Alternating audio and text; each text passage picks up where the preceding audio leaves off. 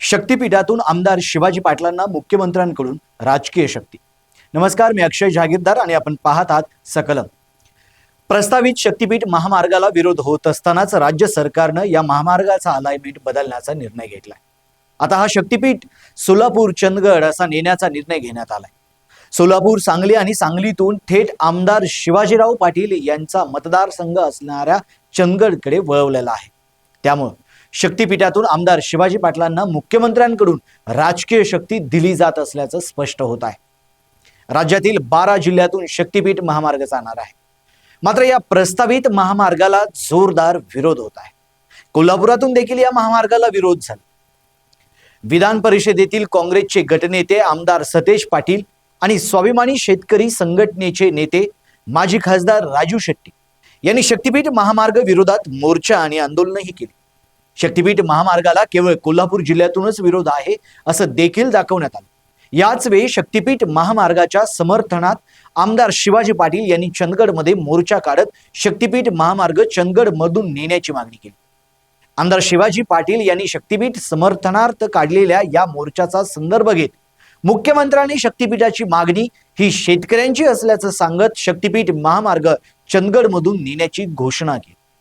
त्यानुसार शक्तीपीठ महामार्गच अलाइनमेंट बदलल्याची घोषणा करत मुख्यमंत्री फडणवीस यांनी आमदार शिवाजी पाटील यांच्या पारड्यात वजन टाकलं आणि हा महामार्ग आता सोलापूर, सांगली ते थेट आमदार शिवाजीराव पाटील यांचा मतदारसंघ असणाऱ्या चंदगडकडे वळवण्यात आलाय।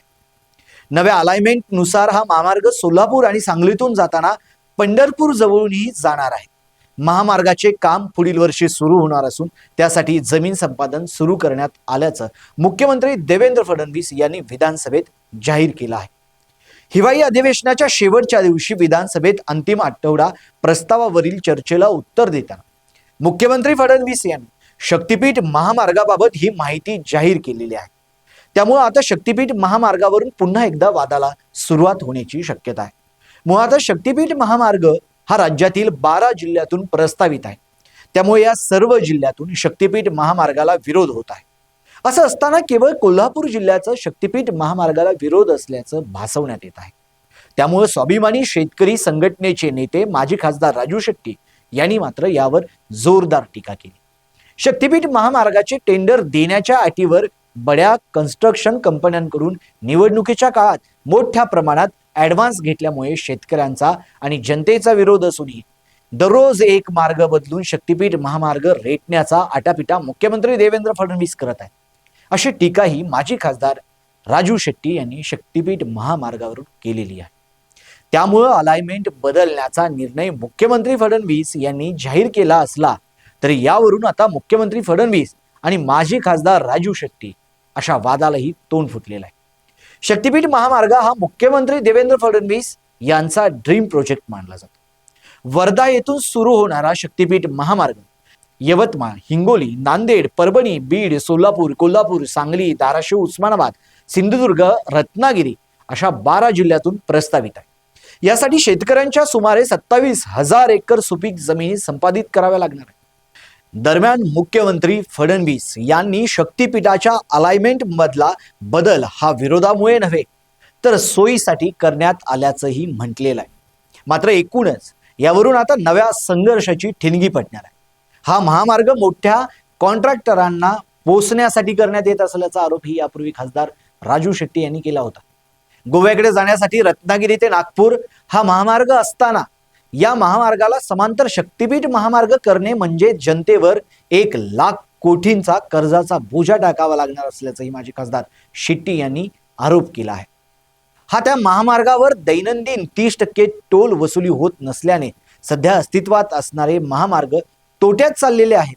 नवीन शक्तीपीठ महामार्ग केल्यास रस्ते कर्जाच्या खाईत लोटणार आहेत। त्यामुळे ठेकेदारांनी निवडणुकीसाठी पैसे दिले असतील त्यांना अन्य मार्गाने पैसे आणि ठेके मिळवून देण्यासाठी राज्याच्या तिजोरीत सध्या पैसे नाहीत।